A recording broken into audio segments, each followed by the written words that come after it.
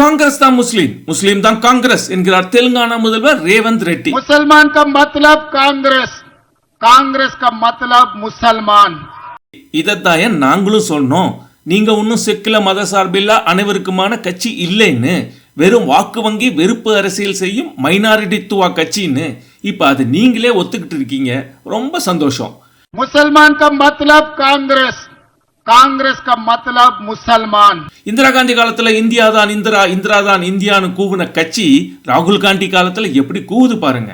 இப்ப இல்ல, எப்பவுமே காங்கிரஸ் ஒரு முஸ்லீம் அடிமை கட்சி தான். இந்தியன் வெர்ஷன் ஆஃப் ஜின்னாவின் முஸ்லீம் லீக்.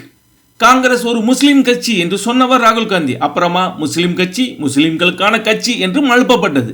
இப்ப ரேவந்த் ரெட்டி காங்கிரஸ் என்றால் முஸ்லீம் என்று வெளிப்படையாக அறிவித்து விட்டார். मुसलमान का मतलब कांग्रेस, कांग्रेस का मतलब मुसलमान.